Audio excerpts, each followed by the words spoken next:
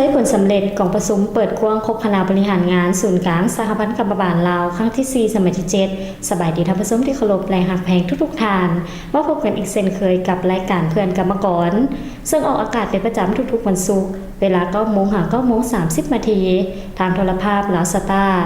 สำหรับรายการของพวกเราในมื้อนี้จะนำเอาการเคลื่อนไหวเวียกงานของกรรมบาลลาวมาให้ท่านได้รับชมกันและยาทำอีกจะนำเสนอเนื่องในกฎหมายว่าด้วยกรรมบาลลาวมาตรา 47 สิทธิและหน้าที่ของคณะกวดการเวียกงานของกรรมบาลลาวเชิญท่านติดตามรับชมได้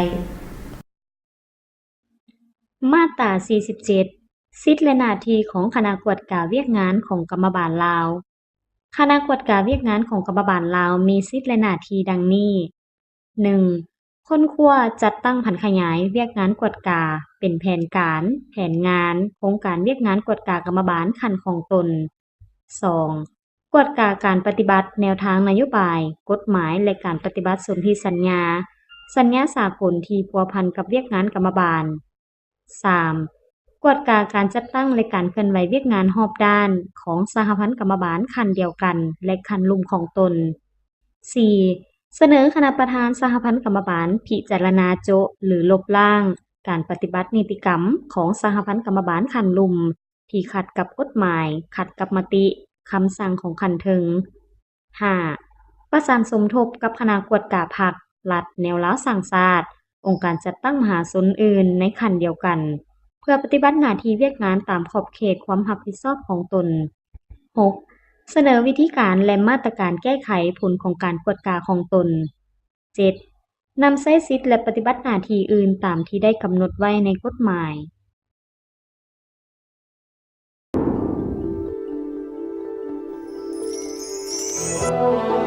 ประเทศลาวเป็นดินแดนที่สวยงามอุดมสมบูรณ์ไปด้วยธรรมชาติที่หลากหลาย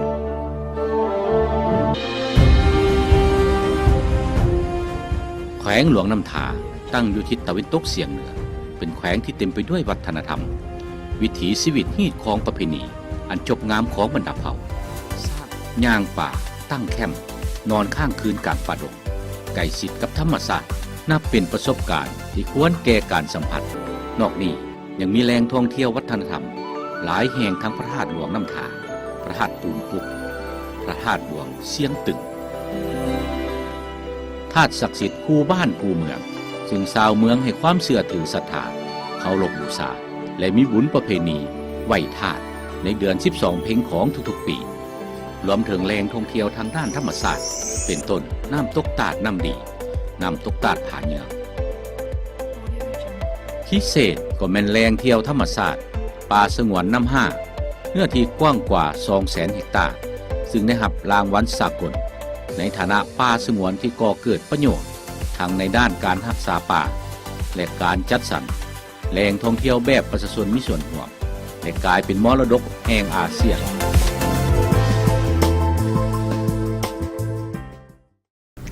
ที่ท่านได้รับชมผ่านไปนั่นก็แม่นมาตรา 47 สิทธิและหน้าที่ของคณะกวดการเวียกงานของกรรมบาลลาวต่อไปจะให้ท่านได้ไปรับชมศูนย์กลางสหพันธ์กรรมบาลลาวสำเร็จกองประชุมเปิดกว้างคบคณะบริหารงานครั้งที่4สมัยที่7ต่อไปเป็นรายละเอียดกองประชุมเปิดกว้างคบคณะบริหารงานศูนย์กลางสหพันธ์กรรมบาลลาวได้ไขขึ้นอย่างเป็นทางการในระหว่างวันที่ 18-19 ตุลาคม 2018ที่ทำสร้างลอดเมืองเวียงไซแขวงหัวพันโดยการเป็นประธานของทานป้านน้อยมณีกรรมการศูนย์กลางพรรคประธานคณะบริหารงานศูนย์กลางสหพันธ์กรรมบาลลาวให้เกียรติเข้าร่วมโดยทานคำผิววงศ์สวรรค์รองเลขาพรรคแขวง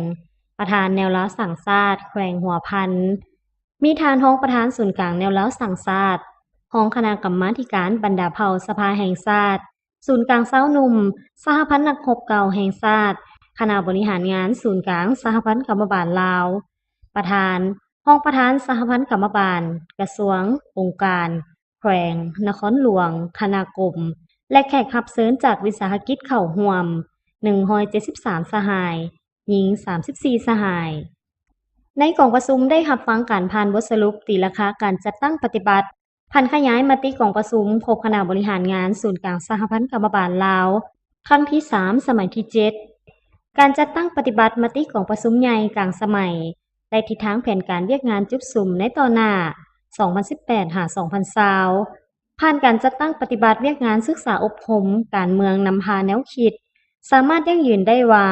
สภาพแนวคิดของสมาชิกกรรมบาล กรรมกร และผู้ออกแรงงาน มีความสงบอุ่นเอียนทุนเทียงในการปฏิบัติหน้าที่การเมือง เสื่อมซึมต่อแนวทางนโยบายของพรรค กฎหมายระเบียบการของรัฐ มีสติต่อการจัดตั้ง มีความสามัคคีภายในฐานแถวสมาชิกกรรมบาล กรรมกร และผู้ออกแรงงาน พร้อมกันตั้งหน้าเคลื่อนไหวปฏิบัติหน้าที่เวียกงานตามพระราชบทบาท สิทธิและหน้าที่ของสหพันธ์กรรมบาลลาววางออกเรียกงานปกป้องสิทธิผลประโยชน์อันชอบธรรมของผู้ออกงานศูนย์กลางสหพันธ์กรรมบาลลาวสหพันธ์กรรมบาลแต่ละขั้นได้เคลื่อนไหวปกป้องสิทธิและผลประโยชน์อันชอบธรรมให้แก่สมาชิกกรรมบาลกรรมกรและผู้ออกงานเข้าร่วมประกอบกับคิดความเห็นก็บรรดานิติกรรมต่างๆสุขยุและนำพาสร้างสัญญาแรงงานลงมือ979แห่งรับคำร้องทุกข์และไกล่เกลี่ยแก้ไขข้อขัดแย้ง193ฉบับทวงเงินค่าแรงงานให้กรรมกรจำนวน765คนเป็นเงิน5.7 ตื้อกว่ากีบและขึ้นทะเบียนกรรมกรได้ 1,193,973 คนเพศหญิง1,718 คนศูนย์กลางสหพันธ์กรรมบาลลาวได้สำเร็จการปรับปรุงกฎหมายว่าโดยกรรมบาลลาวและได้รับของจากผู้แทนกองประชุมสามัญสภาแห่งชาติชุดที่7ชุดที่8ในวันที่15 พฤศจิกายน 2017และประธานประเทศได้ออกรัฐธรรมนูญเลขที่323ปปทลงวันที่25 ธันวาคม 2017เกี่ยวกับการประกาศใช้กฎหมายว่าโดยกรรมบาลลาวฉบับปรับปรุงศูนย์กลางสหพันธ์กรรมบาลลาวได้เสนอให้คณะกรรมการ3ฝ่ายพิจารณานำเสนอให้รัฐบาลพิจารณาอนุมัติค่าแรงงานขั้นต่ำให้แก่ผู้ออกแรงงานในกลุ่มเทศวิสาหกิจ900,000 กีบมาเป็น1,100,000 กีบและรัฐกรแห่งสปป.ลาวได้ประกาศใช้นับแต่วันที่1 พฤษภาคม ปี 2018 เป็นต้นมาในกองประชุมได้ผ่านทางการปรับปรุงกฎระเบียบของสหพันธ์กรรมบาลลาวโดยท่านวรรณา ดวงพระจันทร์รองประธานคณะบริหารงานศูนย์กลางสหพันธ์กรรมบาลลาวจากนั้นบรรดาคณะบริหารงานและแขกถูกเชิญก็ได้ขึ้นประกอบความเห็นในหัวข้อต่างๆที่พัวพันถึงเวียกงานกรรมบาลซึ่งการจัดตั้งปฏิบัติระยะผ่านมาศูนย์กลางสนุนประชาชนปฏิบัติลาวของพวกเขาก็ได้เคียงบ่าเคียงไหลในการจัดตั้งปฏิบัติเคียงคู่กับของกรรมบาลซึ่งพวกเขานั้นก็ได้พากันจัดตั้งปฏิบัติตามพระราชบทบาทอันสำคัญที่พรรคประชาชนปฏิบัติลาวได้มอบหมายให้ก็ได้มีหน้าที่มีพระราชบทบาทเต้าโฮมความสามัคคีศึกษาอบรมแนวคิดการเมืองให้แก่สาวนุ่มก็คือสมาชิกกรรมบาลนุ่มอยู่ในขอบเขตทั่วประเทศเพื่อสร้างให้กรรมบาลนุ่มก็คือสาวนุ่มของพวกเขาจะส่งเป็นกำลังประจำบานและเป็นกำลังสืบทอดในอนาคตของประเทศชาติซึ่งเป็นตัวแทนให้แก่สิทธิผลประโยชน์ของชนชั้นกรรมกรผู้ออกแรงงานนุ่ม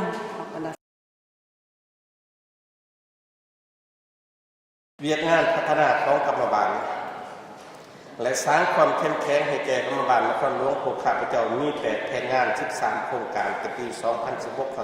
2016-2020 รวมมูลค่า2,820 ล้านกีบรับการทุนสนับสนุนจากงบประมาณของรัฐปี 2016 200 ล้านกีบปี 2017 261 ล้านกีบและปี 2018 250 ล้านกีบ3 ปีรวมทั้งหมดได้711 ล้านกีบเพื่อปรับปรุงขยายการจัดตั้งกรรมบาลและโครงการดังกล่าวก็ได้รับการจัดตั้งปฏิบัติสำเร็จ 100% อย่างมีประสิทธิผลเวียกงานพัฒนาการจัดตั้งและขยายกรรมบาล ได้ขยายทั้งหมดใน1ปีผ่านมา32หากฐานมีสมาชิกก็ประมาณ811คนยิ่ง510คนในนั้นรับบริหารวิชาการสมาชิกประมาณ42คนยิ่ง10คนวิสาหกิจเอกชนมีสมาชิกประมาณ420คนยิ่ง296คนศูนย์กลางสาพันธ์กับบ้านลาวได้ลงสมทบกับสาพันธ์กับบ้านนครหลวงเวียงจันทน์ลงจะตั้งปฏิบัติกุมดาหาเมื่อเป้าหมายภาคเอกชนได้8ครับฐานมีสมาชิกประมาณ239คนยิ่ง193คนสาพันธ์กรรมบาลแขวงบัวพันธ์มีโครงประกอบการจัดตั้งสาพันธ์กรรมบาล10เมืองมี1สาพันธ์กรรมบาลแผนกการมี354หากฐานกรรมบาลมีสมาชิกกรรมบาลทั้งหมด 9,145 คนยิ่ง 3,708 คนมีพนักงานกรรมบาลอาชีพทั่วแขวง86 คนยิ่ง39 คนในนั้นอยู่ขันแขวงมี21 คนยิ่งเก่าอยู่ขันเมือง65ยิ่ง30มีคณะบริหารงานสาพันธ์กรรมบาลแขวง24สหายยิ่ง5สหายยกระดับความรู้ทางด้านทฤษฎีการเมือง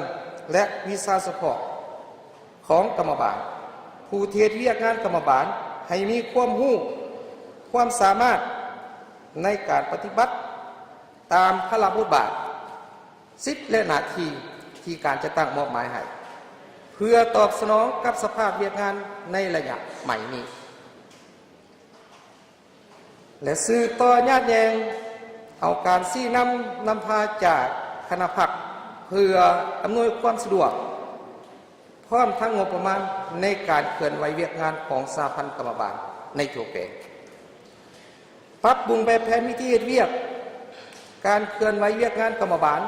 ในการปกป้องสิทธิผลประโยชน์ของสมาชิกกรรมบาลกรรมกรทราบหน่วยงานบรรดาเผ่าในหลายระดับนับทั้งกรรมกร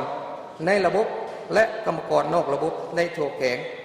ให้เข้าสู่ระเบียบกฎหมายโดยการโฆษณาศึกษาวงการเมืองแนวคิดให้เข้าสู่เรื่องลึกและกว้างขวางในการขยายสมาชิกกรรมบาลเข้าสู่โครงจักรโครงงานให้หลายขึ้นจากนั้นของประชุมยังได้ดำเนินการสำรวจการนำพาของคณะบริหารงานศูนย์กลางสหพันธ์กรรมบาลลาวในระยะผ่านมาและรับรองเพิ่มเติมคณะบริหารงานศูนย์กลางสหพันธ์กรรมบาลลาวจำนวนหนึ่งตอนให้ของประชุมยังได้รับฟังการโอ้ลมจากทานป้านน้อยมณีกรรมการศูนย์กลางพรรคประธานคณะบริหารงานศูนย์กลางสหพันธ์กรรมบาลลาวซึ่งได้เน้นหนักบางเวียกงานตื่มเป็นต้นเวียกงานศึกษาอบรมการเมืองแนวคิดให้สมาชิกกรรมบาลกรรมกรและผู้ออกแรงงานบรรดาเผ่าเอาใจใส่ก่อสร้างทันแถวโซนสั้นกรรมกรและผู้ออกแรงงานลาวให้กลายเป็นกรรมกรอุตสาหกรรมที่ทันสมัยเทื่อละก้าวกองประชุมได้ดำเนินไปเป็นเวลา2 วันและอาจลงด้วยผลสำเร็จอันจบงามบนดินแดนฐานที่มั่นของการปฏิบัติลาว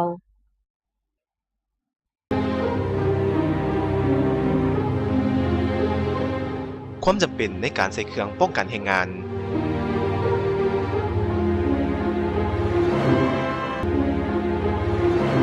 การออกแรงงานที่ปลอดภัยต้องใส่เครื่องป้องกันแรงงานทุกครั้ง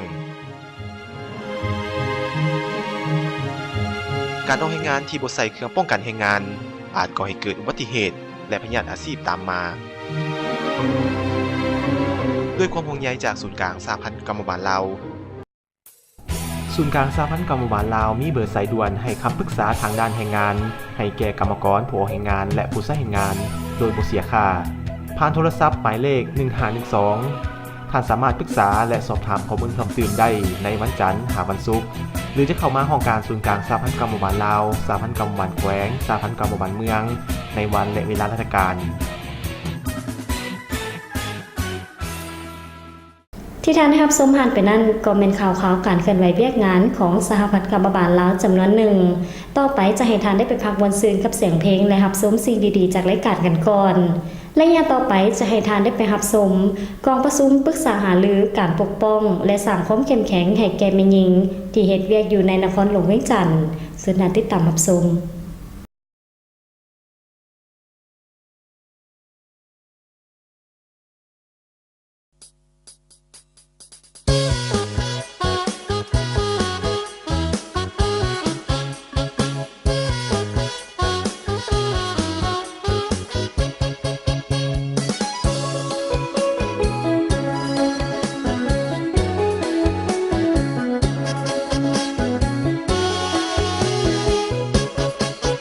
ทานกินดินสำเนือสุขใจเหลือเมื่อได้มาอยู่เพื่อนมินจากหลายแคว้นหาเพลงร่วมกันหมู่คู่ทุกคนศึกษาเรียนรู้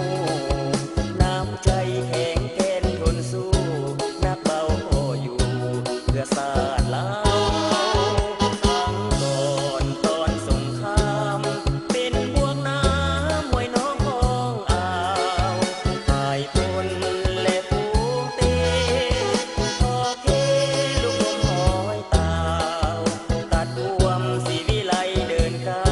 วจูดเฮาพี่พังเหือนยาวบางข้าคนลาวเอาให้บอดวานรวมคืน ลุกขึ้นเหมือนดังเปลวไฟปาสาสร้างวีรกรรมปากมารจนตัวมีไสหวงทานบ่ให้มาไกลพยายามรักษาเอาไว้ใส่สนายิ่งใหญ่ลาวเฮาปาสาทานกินดินสำเนือสิ้นเสือบ่มีมันทา เดี๋ยวนี้ตรงนาไกลวิไลสวยงามสง่าสร้างสาพัวเพลงก้าวหน้าสถาบันทำเฮียนคนคั่วสถาปนาสื่อเมืองเวียงไส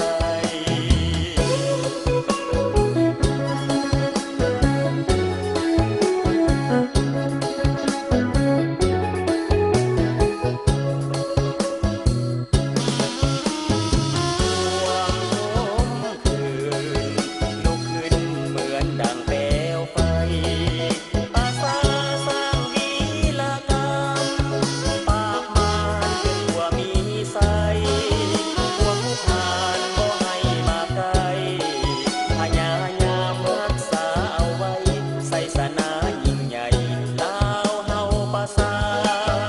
ทานกินดินสำเนือ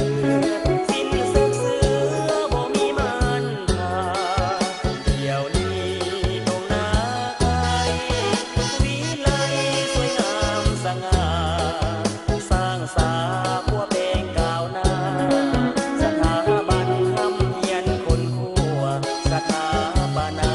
สื่อเมืองเวียงไส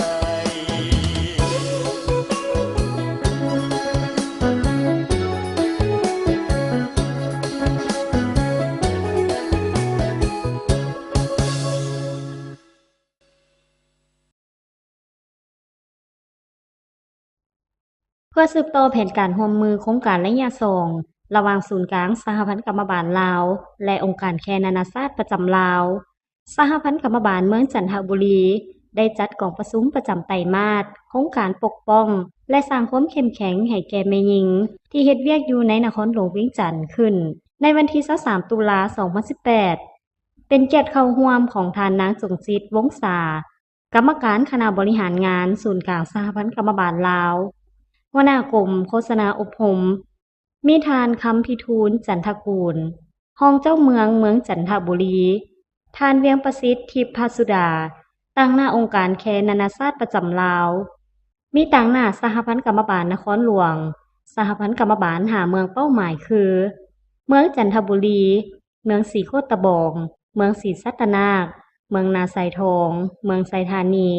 และพร้อมด้วยสมาชิกกรรมบาลที่เกี่ยวข้องเข้าร่วม ท่านนางจุกจิตวงศากรรมการคณะบริหารงานศูนย์กลางสหพันธกรรมบาลลาวหัวหน้ากรมโฆษณาอบรมได้เป็นเกียรติกล่าวเปิดกองประชุม จุดป ประสงค์ของการที่พวกเขาเนาะมาประชุมวันนี้ก็เพื่อเป็นการทบทวนคืนเนาะการเคลื่อนไหวเวียกงานของพวกเขามองกับองค์การแค่นี้ในระยะผ่านมาเราเป็นต้นเป็น3 เดือนพวกเขาจะได้มาตีราคาคืนทบทวนคืนว่าเวียกงานของพวกเขาในระยะผ่านมานี้เนาะพวกเขาได้เคลื่อนไหวกิจกรรมอย่างแน่เฮ็ดอย่างแน่สำเร็จผลแล้วก็อยู่ในขั้นพวกเขาได้มีสิ่งท้าทายและทดสอบอะไรซึ่งในระยะผ่านมานี้เนาะข้าพเจ้าก็เห็นว่าพวกเขาก็ได้เคลื่อนไหวหลายด้านอะไรจุดต้นก็เป็นการเคลื่อนไหวจัดกิจกรรมต่างๆการจัดสุดอบรมการงานอย่างนอกพวกเขาก็จนว่าก้าวเข้ามาทอดการเซ็น MOU เนาะอันนี้แล้วก็อยู่ในขั้นที่สำคัญแม้พวกเขากำลังได้สร้างแผนการเคลื่อนไหวต่างๆลงโรงจักรโรงงานเนาะได้มีกิจกรรมลงเก็บกับข้อมูลพื้นฐานเกี่ยวกับสิทธิ์โรงจักรโรงงานที่พวกเขาได้กำหนดอยู่ในเป้าหมายโครงการระยะ2คือแต่ปี 2018 หา 2003 ซึ่งก็มีผลงานอันพุ่นเด่นเนาะหลายอันที่ประจักษ์ตาฉะนั้นว่าทั้งหมดทุกสิ่งทุกอย่างนี้ก็ย้อนการนำพาอย่างใกล้ชิดแท้ขององค์คณะภาคเนาะอำนาจการปกครองของสหพันธ์กรรมบาลนครหลวงก็คือขันเมืองและตลอดฮอดถึงศูนย์กลางสหพันธ์กรรมบาลลาวอันนี้ก็เป็นผลงานและสติปัญญาของทุกท่านจึงเฮ็ดให้โครงการเคลื่อนไหวของพวกเราในระยะ3 เดือนเบื้องต้นนี้เราประสบผลสำเร็จอย่างจบงามซึ่งโครงการของพวกเรานี้เนาะแม่พวกเราได้ใส่ชื่อว่าโครงการเนาะปกป้องและสร้างความเข้มแข็งให้แก่แม่หญิงที่เฮ็ดเวียกอยู่ในนครหลวงเวียงจันทน์อยู่ในหันกลุ่มเป้าหมายของกรรมบาลพวกเรานี้และแม่พวกเราลงลึกนี่แหละสุกยุเบิ่งเพศหญิงของพวกเรานี่กรรมกรหญิงของพวกเรานี่เนาะว่าเขาสิแก้ไขคือในใดเขาเจ้าเห็นได้ความสำคัญเนาะเพื่อรู้จักต่อรองเนาะรู้จักปฏิเสธรู้จักขั้นตอนที่ตัวเองจะไปถึงในเหตุคือในใดอันนี้ก็เป็นเรียกของพวกเขาต่อกับปัญหาเนาะที่องค์การจะตั้งหรือว่าอื่นหรือว่าผู้ใช้แรงงานเนาะบางภาคส่วนท่านยังบ่ทันได้เข้าใจอย่างลึกซึ้งเกี่ยวกับโครงการเคลื่อนไหวของพวกเราแม่หน้าที่ขององค์การจะตั้งกรรมบาลพวกเราแต่ละขั้นต้องได้ไปโฆษณาเผยแพร่ตื่นเพื่อเข้าใจตื่นจากนั้นต่างหน้าให้แก่บรรดาสหพันธ์กรรมบาลเมืองก็ได้ขึ้นผลัดเปลี่ยนกันรายงานการจัดตั้งปฏิบัติโครงการปกป้องและสร้างความเข้มแข็งให้แก่แม่หญิงที่เฮ็ดเวียกอยู่ในนครหลวงเวียงจันทน์ซึ่งมีผลสำเร็จที่ท้าทายหลายด้านและบทเรียนที่ถอดถอนได้ในระยะผ่านมาและพร้อมทั้งปรึกษาหารือแลกเปลี่ยนความคิดความเห็นซึ่งกันและกันเพื่อวางทิศทางแผนการในต่อหน้าเข้าในการจัดตั้งปฏิบัติหน้าที่เวียกงานของตนให้มีประสิทธิผลดีขึ้นเป็นก้าวๆโครงการปกป้องและสร้างความเข้มแข็งให้แก่แม่หญิงที่เฮ็ดเวียกอยู่ในนครหลวงเวียงจันทน์เป้าหมายหลักก็เพื่อเป็นการปกป้องสิทธิผลประโยชน์อันชอบธรรมของผู้ออกแรงงานบรรดาเผ่า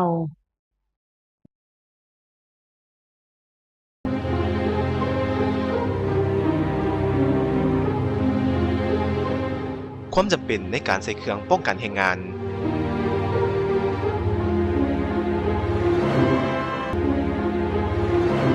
การออกแรงงานที่ปลอดภัยต้องใส่เครื่องป้องกันแรงงานทุกครั้งการออกแรงงานที่บ่ใส่เครื่องป้องกันแรงงานอาจก่อให้เกิดอุบัติเหตุและพยาธิอาชีพตามมาด้วยความห่วงใยจากศูนย์กลางสหพันธ์กรรมบาลลาว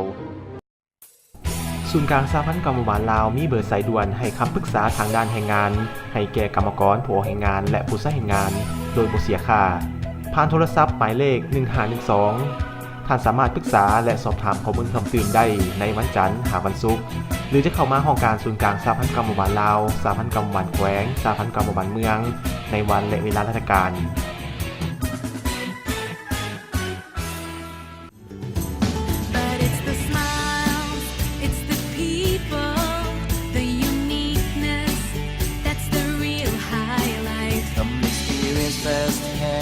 Tropical weather,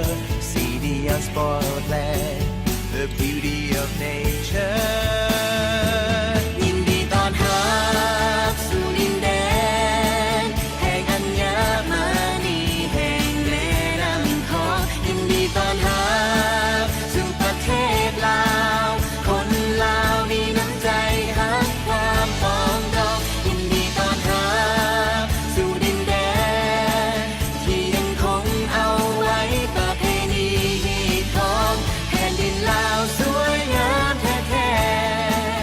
ชิญท่านสัมผัสกับธรรมชาติวัฒนธรรมและประวัติศาสตร์ที่เต็มไปด้วยความสวยงามและความประทับใจ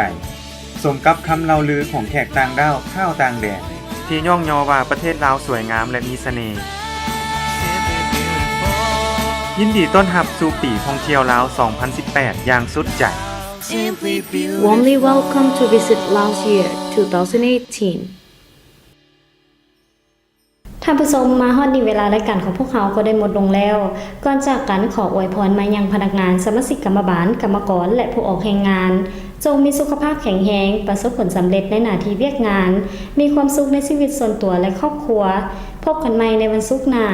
ขอขอบใจที่ให้เกียรติติดตามรายการของพวกเขาตลอดมาสำหรับมื้อนี้ขอลาท่านผู้ชมไปก่อนสบายดี